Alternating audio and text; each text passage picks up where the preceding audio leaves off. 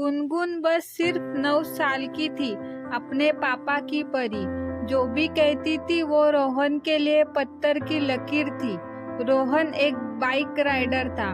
गुनगुन को भी वह तरह तरह के खेल दिखाया करता था। माया बहुत ही बार कहती थी, गुनगुन अभी तो छोटी बच्ची है, इसे यह सब मत दिखाओ। रोहन हमेशा माया की बात अनसुना कर देता। अब रोहन रोज गुनगुन को स्कूल छोड़ने जाता और फिर माया लेने चली जाती। गुनगुन अपने क्लास में सबसे कहती थी, मेरे पापा ही बेस्ट है। गुनगुन के दोस्त भी कहते थे, हाँ हमें पता है। एक दिन रोहन को अपने काम पर जल्दी जाना था। उसने गुनगुन को कहा, बेटा आज तुम्हें तुम्हारी माँ छोड़ेगी। क्यों? गुनगुन ने कहा, आज से मुझे कुछ दिनों तक जल्दी जाना होगा। मैं एक शो करने वाला हूँ, मुझे उसकी तैयारी और प्रैक्टिस भी करनी होगी। शो? क्या बात है पापा, मैं चलूँ आपके साथ, मुझे भी देखना है, गुनगुन ने कहा। रोहन और गुनगुन की बात सुनकर माया भी रसोई घर से बाहर आकर बोली, क्या हुआ, कैसा शो? गुनगुन बोली, जल्दी बताओ पापा, मुझे जाना है। मौत का कुआं, ये है मेरे शो का नाम। मैं भी चलूं पापा, मुझे भी देखना है, प्लीज पापा आने दो ना मुझे, प्लीज पापा। नहीं बेटा, आज नहीं, फिर कभी। माया घबराते हुए रोहन का हाथ पकड़ लिया और बोली, क्या इसमें खतरा है? रोहन ने मुस्कुराते हुए बोला, नहीं माया, इसमें कोई खतरा नहीं, तुम चिंता मत करो, मुझे कुछ नहीं होगा। बस केवल 15 दिनों की तो ही बात है, फिर ये शो खत्म हो जाएगा। माया ने घबराते हुए कहा, तुम क्या पागल हो चुके हो?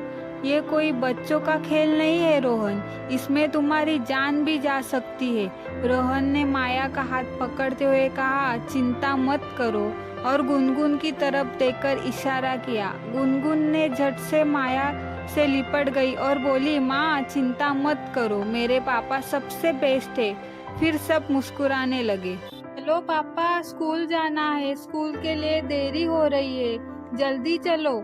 रोहन ने कहा, चलो आज मैं तुम्हें छोड़ देता हूँ, कल से मम्मी छोड़ दिया करेगी। ठीक है पापा, गुनगुन ने कहा। रोहन ने गुनगुन को स्कूल छोड़ दिया और फिर अपने काम पर चला गया। बस कुछ दिनों तक ऐसा ही चल रहा। एक दिन गुनगुन ने सोचा, क्यों ना मैं पापा का शो देखने जाऊं। उसने मन ही मन में सोच लिया था कि मम्मी जब स्कूल छोड़ देगी तब वो पापा के पास चली जाएगी। माया ने गुनगुन को स्कूल छोड़ दिया, फिर वो घर की तरफ निकल गई। गुनगुन को पता नहीं था कि रोहन का शो कहाँ होने वाला है, पर उसने रोहन और माया की बातें सुन ली थी। गुनगुन के स्कूल के पीछे ही एक जगह है, वहाँ होगा शो। गुनगुन स्कूल से निकल गई और अपने पापा का शो देखने चली गई। गुनगुन को वह देखकर रोहन चौंक गया। तुम यहाँ कैसे आई बेटा, और तुम्हें कैसे पता चला कि यहाँ मेरा शो है? गुनगुन ने घबरा कर कहा, पापा आप जब मम्मी से कल बात कर रहे थे तब मैंने सुन लिया, सॉरी पापा। ठीक है, लेकिन एकदम चुप रहना, एकदम से चिल्लाना मत। ओके पापा। अब शो शुरू हो गया। गुनगुन तालियां बजाती हुई खुशी से नाचने लगी। वाह पापा वाह। शो के बीच में ही जब बाइक गोल गोल ऊपर तक आती तो गुनगुन घबरा जाती।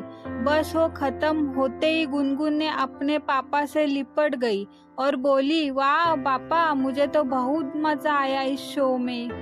थोड़ी ही देर में शो खत्म हो गया और रोहन ने कहा, चलो बेटा अब घर चलते हैं। गुनगुन घबराते हुए बोली, पापा मेरा स्कूल अभी तक खत्म नहीं हुआ है। कोई बात नहीं बेटा, हम मम्मी को सब सच बता देंगे, और तुम तो हमारी लाडली हो, मम्मी कुछ नहीं कहेगी। रोहन ने गुनगुन को बाइक पर बैठाया और घर की तरफ चले। गुनगुन ने पापा को बोला, पापा और बाइक तेज चलाओ ना प्लीज पापा, तेज चलाओ। और रोहन ने उसकी बात सुन ली और बाइक तेज चलाने लगा। तभी गाड़ी का ब्रेक फेल हो गया। उसने बड़ी कोशिश की पर वह कंट्रोल न कर पाया। सामने से ही बड़ी ही तेज से गाड़ी आ रही थी। रोहन ने कंट्रोल करने की कोशिश की पर उसका एक्सीडेंट हो गया था। गुनगुन को सर पर गहरी चोट लगी थी और रोहन बेहोश हो गया था। सब लोग रोहन और गुनगुन को हॉस्पिटल ले गए। रोहन की चोटें मामूली थी, इसलिए उसे कुछ नहीं हुआ। रोहन को होश में आते ही उसने माया को कॉल करके सिटी हॉस्पिटल बुला लिया और उसको सब कुछ बताया। फिर माया के गले लगाकर रोने लगा और माफ़ी मांगने लगा। मुझे माफ़ कर दो, अब मैं ऐसा नहीं करूँगा।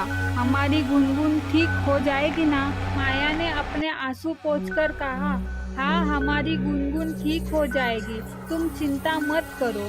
उतने में तब डॉक्टर वहाँ पर आए और माया और रोहन की धड़कनें तेज हो रही थी। उन्होंने डॉक्टर से घबराते हुए कहा कि गुनगुन कैसी है? डॉक्टर ने कहा, वो बिल्कुल ठीक है, आप उसे घर ले जा सकते हैं, अब खतरा टल गया है। बस दोनों ने डॉक्टर का शुक्रिया अदा किया और गुनगुन को रोते हुए गले लगाकर माथा चूमने लगे और कहा, अब मैं बाइक इतना तेज नहीं चलाऊंगा, मुझे माफ कर दो बेटा।